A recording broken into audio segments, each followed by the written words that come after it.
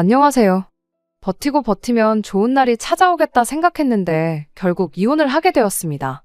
시어머니고 아주버님이고 남편이고 전부 다 문제긴 했지만 결과적으로는 제 잘못이 제일 크다는 생각이 드네요. 하지만 그게 이혼에 있어서 유책 배우자가 저라는 이야기는 절대 아닙니다. 결혼하기 전부터 시어머니가 엄청 유난스러운 사람이라는 건 진작에 알고 있었어요. 결혼 허락을 받으러 처음 인사를 드리러 갔을 때부터 시작되었고 결혼하고 나서도 시어머니하고는 절대 잘 지낼 수 없다는 확신까지 있었거든요. 똥이 무서워서 피하는 게 아니라 더러워서 피한다는 말처럼 애초에 처음부터 시자질에 맞설 생각을 하는 게 아니라 결혼부터 다시 생각했어야 했는데 그러지 못했다는 게 정말 아쉬울 따름이네요. 저희 친정어머니께서 친할머니한테 엄청 당하면서 살아오셨어요. 저희 할머니가 소위들 말하는 시자 10월드의 전형적인 표본이라고 해도 과언이 아닐 만큼 유난스러운 분이셨거든요. 그 영향 때문인가 저는 다른 것보다 저희 어머니처럼 당하고만 살지는 말아야겠다는 생각을 평소부터 가지고 있었습니다. 무조건 당해주는 게 아니라 똑같이 맞서 싸운다면 시어머니도 분명 저를 어렵게 알고 더는 허튼 짓을 하지 않을 거라 생각했던 게 저의 불찰이었어요. 가장 좋은 방법은 맞서 싸우는 게 아니라 애초에 처음부터 결혼 자체를 안 했어야 했다는 걸 비로소 이혼을 하고 나서야 깨달았다는 게 정말 아쉬울 따름이네요. 남편이 어느 정도 중간 역할을 해주기만 한다면 좋았겠지만 그래주지 못했어요. 제 경험상 시어머니가 평범한 시어머니가 아니고 10월드 시자 시어머니라면 높은 확률로 남편이 중간 역할을 제대로 못해주는 것 같더라고요. 남편이 그랬듯이 저희 아버지도 어머니와 할머니 사이에서 중간 역할을 제대로 못해주셨죠. 결혼 전부터 보여준 남편의 미온적인 태도만 봐도 저희 아버지가 그랬던 것과 별반 다를 바 없는데 왜 그걸 놓치고 저 혼자 시어머니랑 기싸움에서 이기면 되는 거 아니겠나 생각했는지 참 후회가 되네요. 아무튼 처음 시댁에 인사를 드리러 갔을 때부터 시어머니가 보통 사람이 아니라는 건 대번에 알 수 있었습니다. 남편 위로 나이차가 5살이 나는 형이 한 명 있어요. 시어머니가 시자질을 시작하게 된 것도 따지고 보면 아주버님 때문에 그랬던 게 컸습니다. 시댁이 장남을 최고로 여기는 그런 집구석이었거든요. 둘째인 남편도 형인 아주버님한테 양보하는 게 당연하다고 생각하는 사람이었고요. 시어머니는 남편이 저러니 며느리인 저 또한 아주버님한테 당연하게 양보를 해야 한다고 생각을 했는가 봐요. 아무튼 처음 인사를 드리러 간 날부터 아주버님에 대한 시어머니의 사랑이 정말 대단하구나 싶었습니다. 제가 둘째 아들인 남편과 결혼 허락을 위해 찾아간 자리였는데도 불구하고 하루엔 종일 아주버님에 대한 이야기 말고는 꺼내질 않으셨거든요. 그나마도 남편에 대한 이야기는 전부 첫째인 아주버님과 남편을 비교하는 이야기를 할 때뿐이었어요. 공부를 해도 운동을 해도 그 어떤 걸 해도 남편은 장남인 아주버님 하던 것에 발끝도 따라가지 못했다는 이야기만 계속해서 꺼냈습니다. 첫째가 좋은 유전자를 다 가지고 태어나서 둘째가 아무 재주도 없었다. 뭐 그런 이야기를 하고 싶었던 것 같아요. 내가 지금 누구랑 결혼하겠다고 결혼 허락을 받으러 왔는지 싶을 정도로 듣고 있는 게 다 민망할 만큼 대화의 화제가 아주버님 이야기밖에 없었습니다. 심지어 상에 차려주셨던 음식 또한 아주버님 입맛을 고려해서 차려내신 거였지요. 남편이 좋아하는 음식은 하나도 없었습니다. 그날 자리에 아주버님은 같이 있을 필요도 없었는데 시어머니가 억지로 불러내서 자리 하나 차지해서 버티고 앉아 있었지요.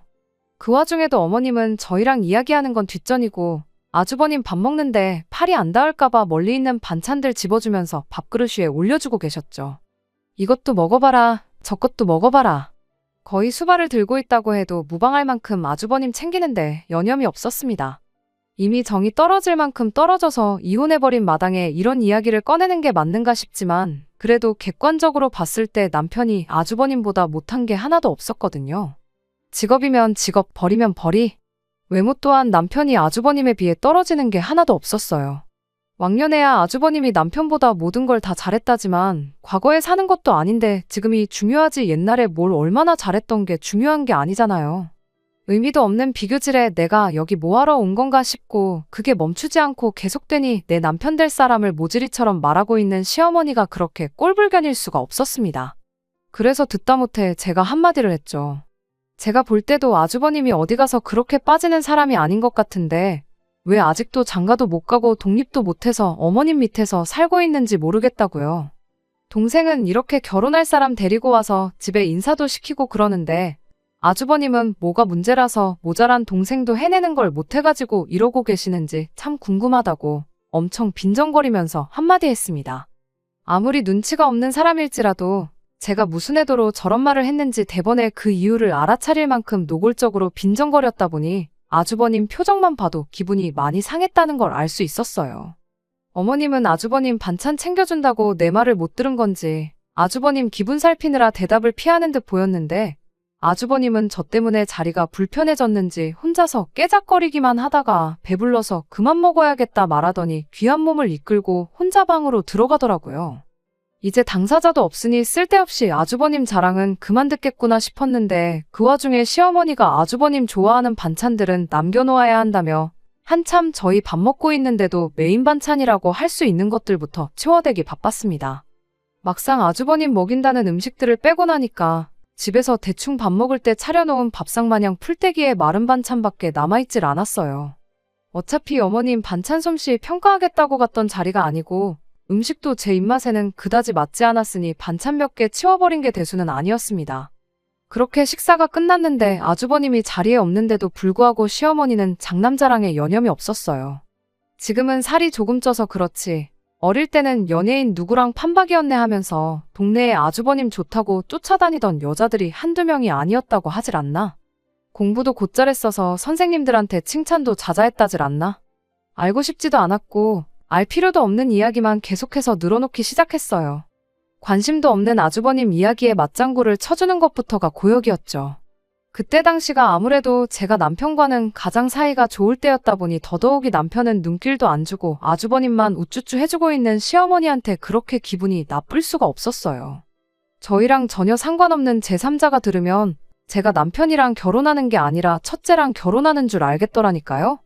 그 덕에 시어머니에 대한 첫 인상도 최악이었고 제 기분 또한 그에 못지않게 나쁜 상태였습니다. 집에 돌아오는 길에 남편도 제가 심기가 불편했다는 걸 눈치챈 건지 별다른 말 없이 먼 산만 보면서 제 눈치만 살살 볼 뿐이었습니다. 그런데 또 눈치나 보고 있는 남편 꼴을 보니 그것도 부하가 치밀더군요. 차라리 뭐 시시껄렁한 농담이라도 한마디 하던가 해서 분위기 좀 바꿔줬으면 좋겠는데 그런 주변머리도 없나 싶었죠. 결국 저희 집 근처까지 도착하고 나서 제가 참다 못해서 먼저 말 한마디 꺼냈습니다. 이게 다 무슨 상황이냐고 어머님이 혹시 나를 당신이 아니라 당신 아주버님하고 결혼시키려고 저러시는 거냐고 대놓고 비꼬듯 물어봤어요. 남편이 그제서야 해명 아닌 해명을 하더라고요. 어머니가 원래도 형을 더 챙기는 분이신데 그게 별다른 이유가 있어서 그런 게 아니고 형이 아직 장가도 못 가고 하고 있는 사업 또한 자리도 제대로 못 잡은 상황이고 그래서 걱정돼서 그러시는 거라면서요. 사실 오늘 자리에 아주버님이 함께 있던 것도 우리 행복해 보이는 거 보고 형님도 하루빨리 짝을 찾았으면 좋겠어서 일부러 그렇게 했던 거였다고 하더라고요. 딱 보기엔 장남 편애하고 차별하는 것처럼 보일지라도 실상은 그런 분이 아니라면서 어머니를 감싸주는데 급급했습니다. 결혼하고 나서 몇 번 지내다 보면 자기 말이 틀린 게 아니라는 걸 알게 될 거라나요. 사실은 마음이 따뜻하신 분이라는 남편의 설명을 들었지만 안 좋은 생각이 도무지 떨쳐지지가 않았어요. 왜냐하면 친정어머니 시집살이로 한참 못 살게 구셨던 저희 할머니가 딱 장남을 최고로 여기는 그런 분이셨거든요.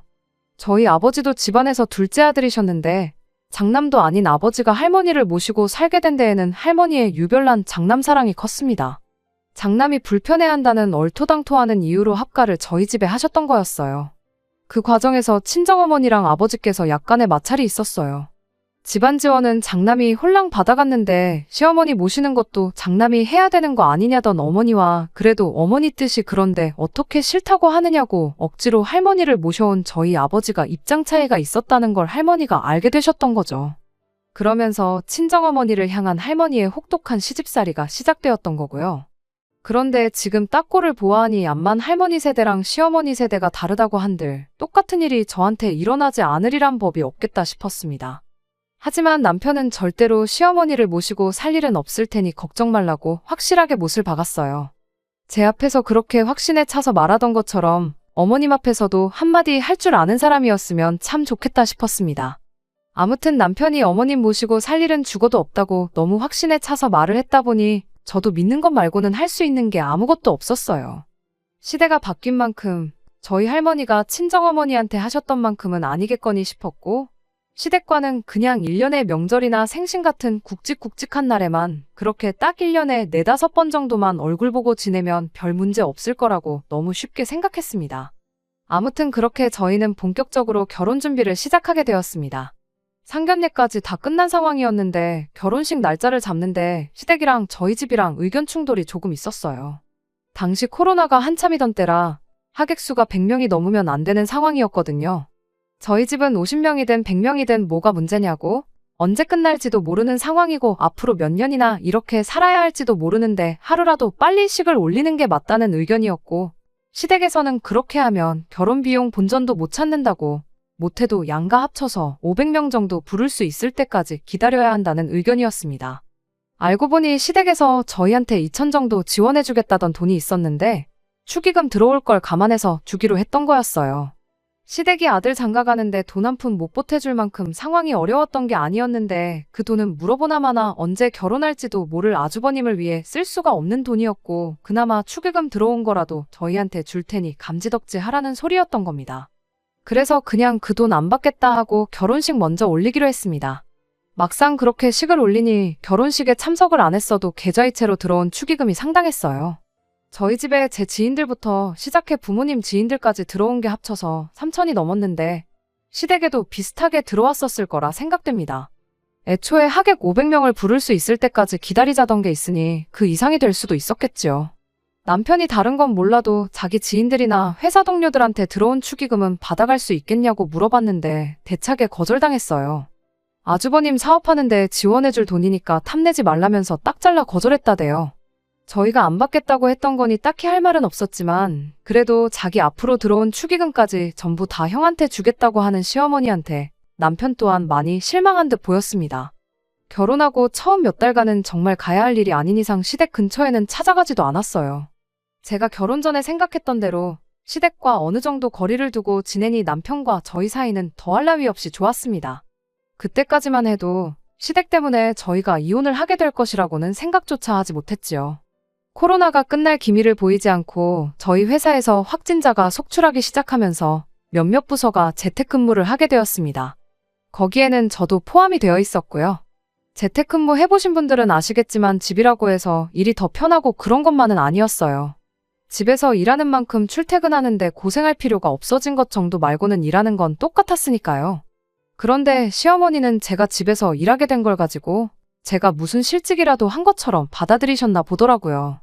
하루는 저한테 전화가 오더니 너 그렇게 집에만 있을 거면 차라리 나가서 우리 아들 일이나 도와주라는 말을 꺼내왔어요. 제가 재택근무를 하는 거지 회사에서 잘린 게 아니다. 집에서 노는 게 아니라 일을 하고 있는 거다. 아무리 설명을 해도 시어머니는 제 말을 들을 생각이 없어 보였습니다.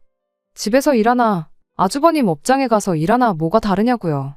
거기 가면 책상도 있고 컴퓨터도 있고 다 있는데 못할 게 뭐가 있냐는데 어이가 없더라고요.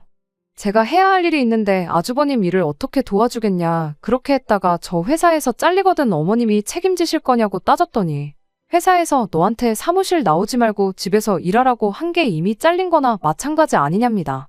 사무실 나와봐야 쓸모가 없으니 집에서 일하라고 한 거 아니겠냐고 보아하니 조만간 잘릴 것 같은데 이참에 그냥 회사 그만두고 아주버님 일이나 도우라는 얼토당토 않는 소리를 하더라고요.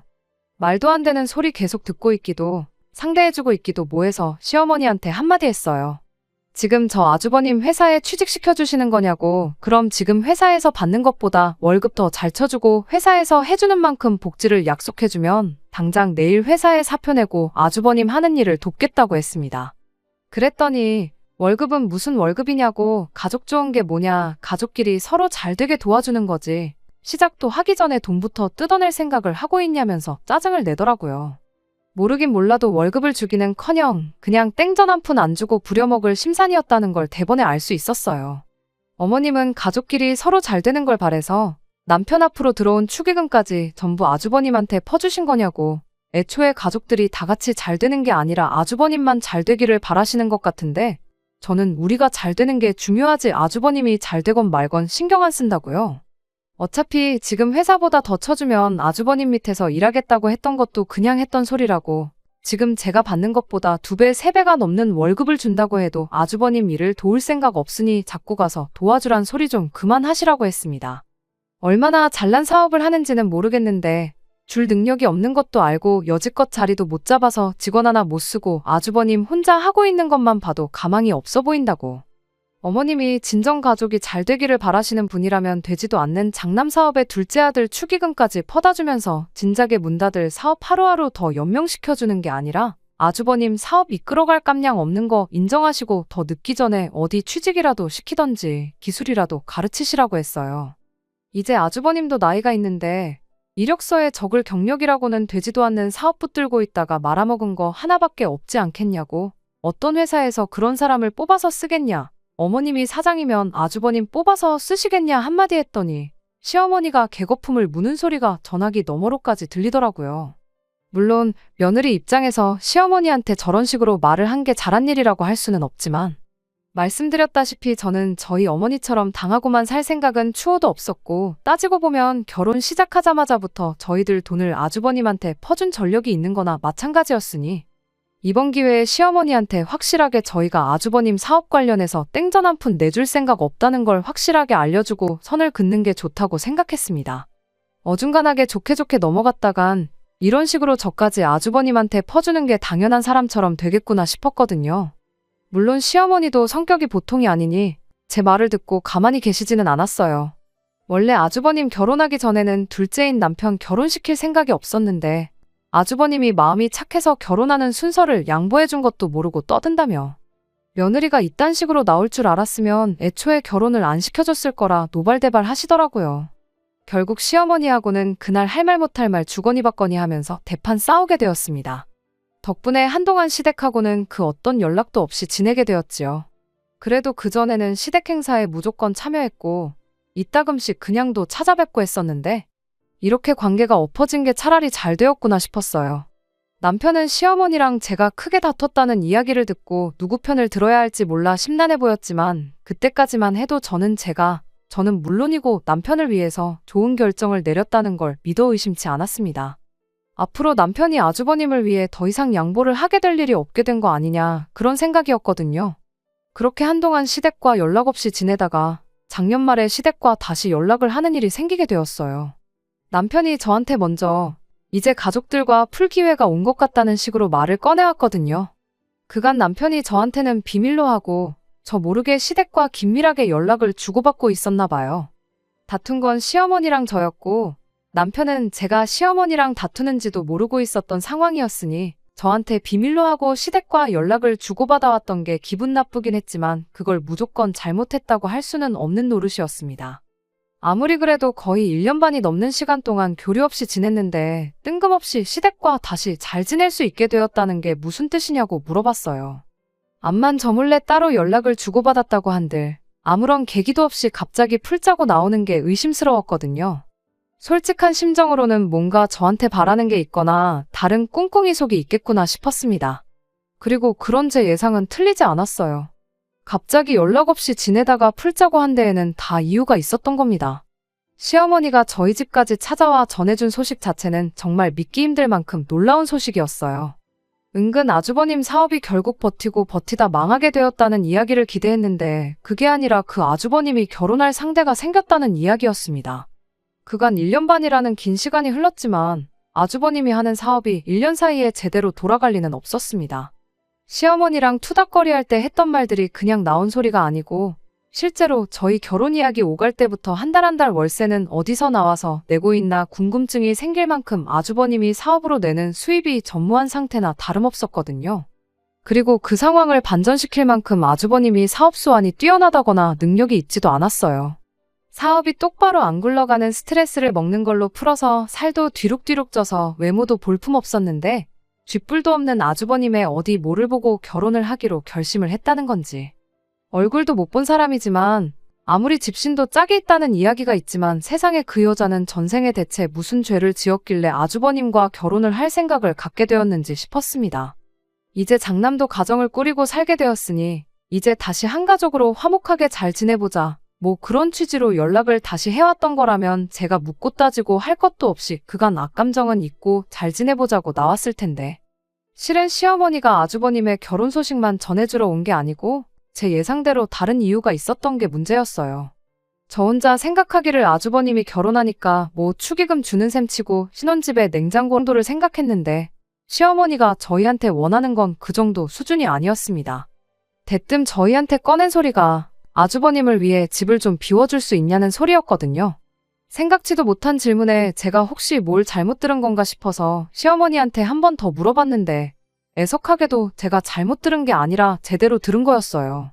그 긴 시간 동안 연락 없이 지내다가 다시 잘 지내보자고 찾아와서 꺼낸다는 소리가 고작 그거냐고.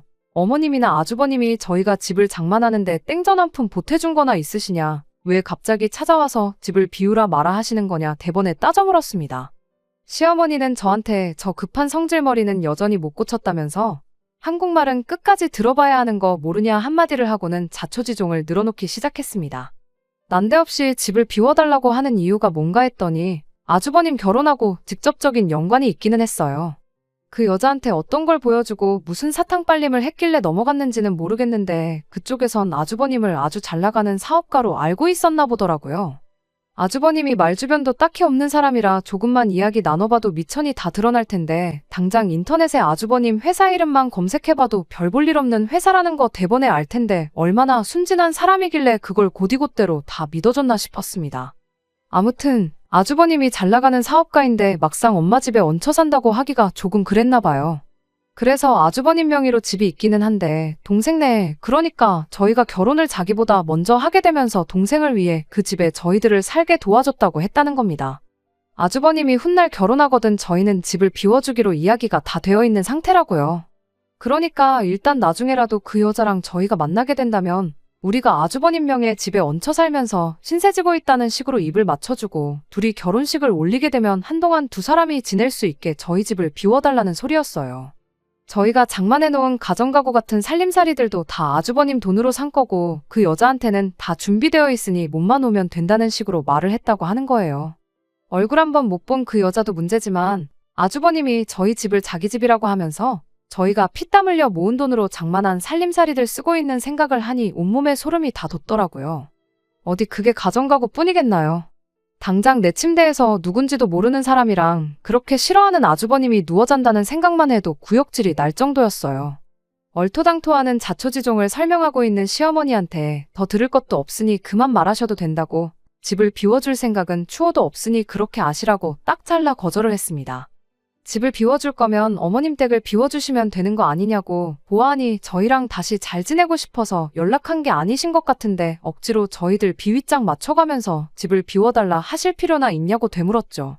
시어머니는 말 끊지 말고 끝까지 들으라면서 당신 집을 비우면 안 되는 이유랍시고 또 얼토당토하는 소리를 꺼내기 시작했어요. 시댁을 비워주자니 시부모님이 갈 곳이 없다는 게 가장 큰 이유였습니다. 같이 한 집에 살고 있는 그림을 보여주자니 그 여자가 장남이라 부모를 모시고 사는구나 부담을 가질 것만 같고 반대로 아주버님한테 집을 넘겨주고 나가서 살자니 시댁에 남은 돈으로 멀끔할 집을 구할 여력이 안 된다는 게 두 번째 이유였습니다. 저희 결혼할 때만 해도 시댁이 형편이 어려운 게 아니었는데 그동안 모아뒀던 노후자금 전부 아주버님 사업에 처발라주느라고 노후자금이 바닥을 보이기 시작했나 보더라고요.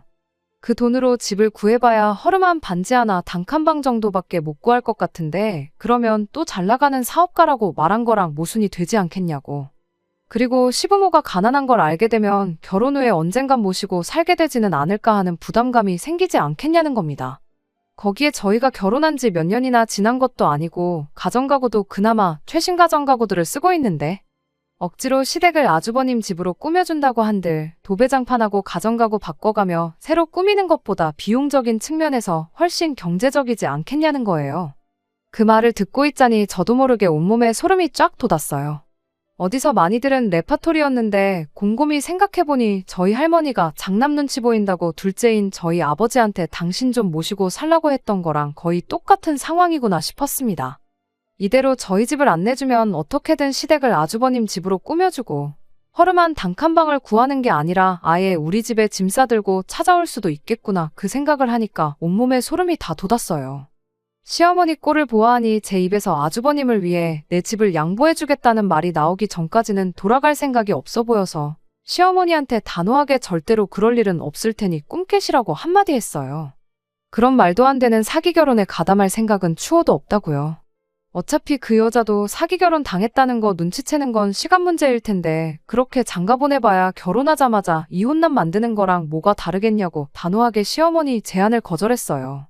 시어머니는 불만 가득한 얼굴로 괜히 시간 낭비했다며 결국 집으로 돌아갔습니다. 다른 것보다 남편이 원망스러웠어요. 아무리 부모 자식 간이라지만 시어머니한테 안 된다고 딱 잘라 거절하는 게 제가 아니라 남편이었으면 일이 더 쉬웠을 텐데. 남편이 시댁과 다시 잘 지낼 기회라고 말을 꺼낸 걸 보면 이 상황을 알고 시어머니한테 어떻게든 저를 설득해보라고 말을 했다는 소리잖아요. 그저 어머님 말이라면 아주버님 관련된 일이라면 어떻게 해야 할지 똥오줌 분간도 못하고 꿔다 놓은 보릿자루 마냥 아무 말도 못하고 가만히 있고 결국 싫은 소리 하는 것도 안 된다고 거절하는 것도 제가 했어야 했잖아요. 그래서 시어머니가 집에서 나가자마자 남편한테 한마디 했어요. 당신이 똑바로 중심 좀 잡아주면 안 되겠냐고요. 맨날 이게 뭐냐고 모르긴 몰라도 평생 부모 말에 거역 한 번 안 하고 형한테 양보해주던 착한 둘째 아들이 여자 하나 잘못 만나서 돌변했다고 생각하실 거 아니겠냐고. 나만 중간에서 멀쩡히 잘 지내는 가족들 사이 갈라놓는 악녀가 되는 거 싫다고 그렇다고 아주버님한테 집까지 내줘가며 전 재산 쪽쪽 빨아먹히는 거 그냥 두고 보는 건 더 싫다고. 당신 이제 결혼했으면 이 집의 가장이지 더 이상 형한테 다 양보하고 빼앗기는 호구가 아니지 않냐. 그러니 착한 둘째 아들이 아니라 우리 집 가장 역할 좀 제대로 해달라고 한마디 했어요. 그리고 시어머니 성격에 이야기 마무리 짓지 않고 그냥 돌아간 걸 보니까 내 생각엔 빠른 시일 내로 아주버님한테 시댁 넘겨주고 우리 집으로 짐 싸들고 찾아오실 것 같다고 제 생각을 말해줬습니다. 그때 어머님 찾아온 거 거절 못하고 모시고 살게 되기라도 한다면 그땐 나는 당신하고 더 이상 부부로 지낼 수 없을 것 같으니 혼자 시부모님 모시면서 남은 평생 형한테 있는 족족 빨아먹히고 퍼주고 그렇게 살고 싶거든 한번 해보라고 했어요. 남편도 결혼 전에 자기가 약속하지 않았냐고 시부모님 모시고 살 일은 절대 없을 테니 그건 걱정하지 말라고 한마디 하더라고요. 그때는 남편 말을 믿는 것 말고는 달리 방법이 없었습니다. 아니나 다를까 한 2달 정도 지나고 시부모님이 저희 집에 여행 가방 끌고 찾아왔어요. 일이 이렇게 되었으니 당분간 집이 구해질 때까지 신세 좀 지자고 하시는데 무슨 의도로 찾아왔는지는 안 봐도 뻔했습니다. 솔직히 남편이 그렇게 약속을 했다고 한들 막상 일이 닥치면 제대로 말이나 꺼낼 수 있을지 심히 걱정이 되었거든요. 특히 어머니 앞에서 아쉬운 소리 못하고 그냥 모시고 살면 안 되냐고 묻지는 않을까 너무 걱정이었는데 의외로 남편이 이것 말이 다르지 않냐고 단호하게 말을 꺼내더라고요. 여기까지 오시느라 힘드셨을 텐데 하루만 머물고 가시라는 말도 마음이 약해질까봐 못하겠다고 지금 당장 택시 잡아드릴 테니 짐 들고 다시 집으로 돌아가시라고요. 시어머니가 내가 널 어떻게 키웠는데 이렇게 내 뒤통수를 칠 수가 있냐 노발대발하시면서 며느리 하나 잘못 받아 집안꼴이 이게 뭐냐. 너는 마누라 때문에 부모를 길바닥으로 내몰 셈이냐. 이 결혼을 허락해준 내 잘못이다 가슴을 내리치며 대성통곡을 하더군요. 한바탕 난리통을 치른 끝에 시부모님은 결국 저희 집에 들어오지도 못하고 다시 집으로 돌아가야 했어요.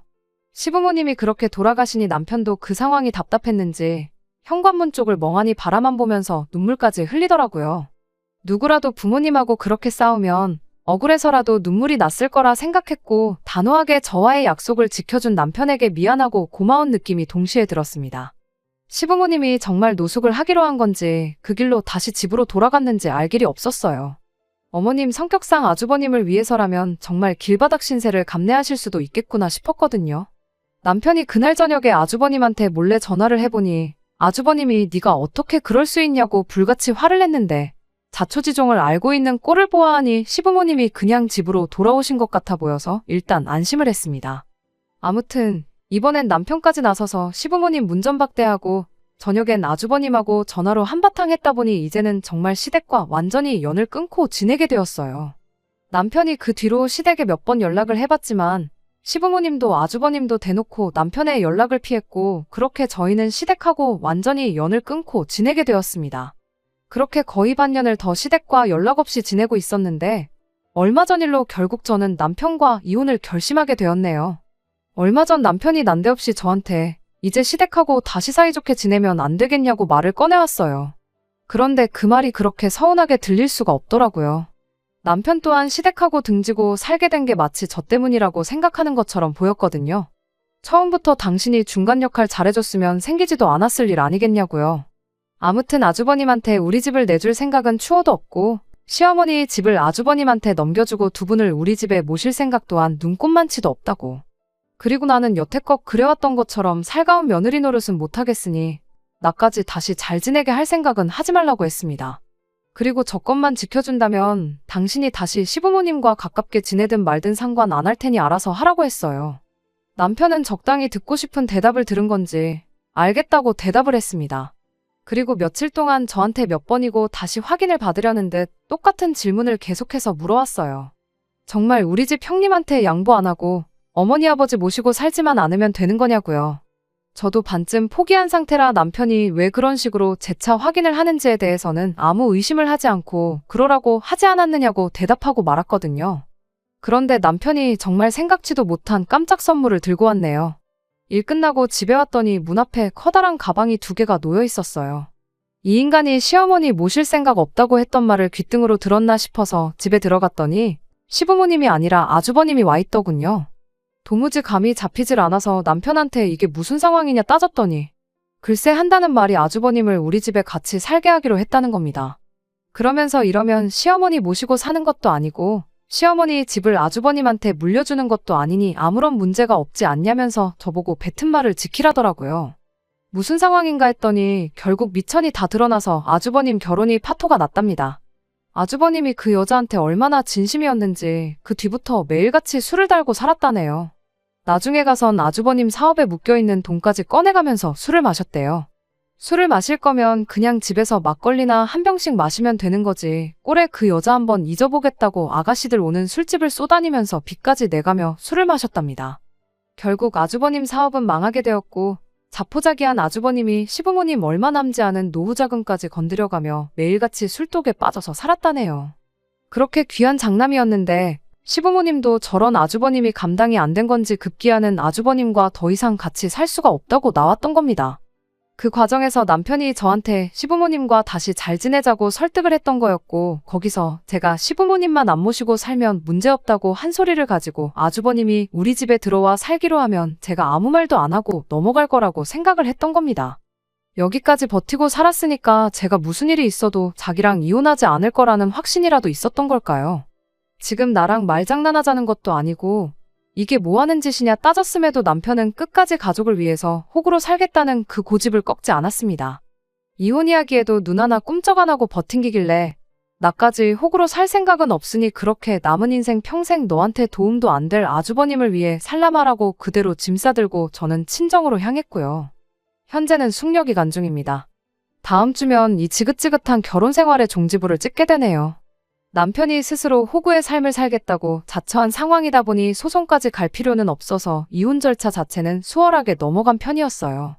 위자료 얼마 받자고 소송까지 가는 것보다 시간 낭비 없이 깔끔하게 끝내는 게 더 낫겠다 싶어서 협의 이혼으로 진행했고요. 저희 어머니가 할머니한테 당하고 살았던 것처럼만 살지 않으면 된다고 생각했는데 저희 어머니 세대에서나 겪을 일을 설마 제가 겪겠거니 너무 쉽게 생각한 제 잘못이니 최대한 그 누구도 원망하지 않으려고 하고 있어요. 안녕하세요. 시어머니와 아주버님 일로 이혼하게 된 사연을 보냈던 쓰니입니다. 그냥 근황을 전해드리고자 이렇게 다시 여길 찾게 되었습니다. 숙려기간도 끝나고 이혼 신고도 다 끝난 상황이에요. 더 이상 그 집구석 사람들하고 마주칠 일이 없겠거니 싶었는데 얼마 전 남편을 만나고 왔습니다. 이혼 과정에 제 짐을 다 챙겨 나왔는데 남편하고 같이 쓰던 컴퓨터에 제 개인적인 자료들이 남아있다는 걸 깨달았거든요. 그거 그냥 두고 있기도 그렇고 이메일 같은 거 자동 로그인 걸어놓은 것도 있어서 억지로 다녀왔습니다. 그렇게 깔끔하게 유지하려고 노력한 집이었는데 아주버님 들어와서 남자들이 살기 시작하니 아주 개판이 나 있더라고요. 식탁 위에 바퀴벌레 돌아다니는 거 보고 깜짝 놀랐어요. 이혼하고 전보다 잘 지내면 어떡하나 걱정했는데 제 기우에 불과했네요. 아무튼 단 1분 1초도 있기 싫어서 최대한 빨리 볼일 끝내고 후다닥 집을 나왔는데 됐다는데도 기어이 남편이 배웅해주겠다고 따라 나오더라고요. 그러더니 옛날 이야기를 꺼내질 않나 좋았던 시절 이야기를 자꾸만 언급을 하더라고요. 한 귀로 듣고 한 귀로 흘려주고 있는데 아니나 다를까 아주버님 어머니 집으로 돌려보낼 테니 다시 잘해보면 어떻겠냐는 말을 꺼내왔어요. 집꼬라지 개판나고 매일같이 집에서 술만 처먹는 아주버님 감당도 안 되고 시부모님 노후 자금까지 털려서 부모님 노후까지 책임지게 생겼으니 아주 돌아버릴 지경인가 보더라고요. 남편한테 내가 미쳤냐고, 평생 호구로 사는 거 네가 선택한 네 인생이니까 혼자 감당하라고, 나를 거기에 끌어들일 생각은 꿈도 꾸지 말라고 한마디 해줬네요. 저도 이혼하고 나서 썩 잘 지내는 편은 아니지만 남편 인생은 그냥 바닥으로 곤두박질 쳤다고 봐도 무방할 지경이니 그냥 그걸 보고 좋은 결정 내렸구나. 후회 없는 결정이었다 위안 삼으려고 합니다. 끝까지 들어주셔서 감사합니다. 오늘의 사연은 여기까지입니다. 구독과 좋아요, 알람 설정 부탁드리고 더 좋은 사연으로 다시 찾아뵙겠습니다. 감사합니다.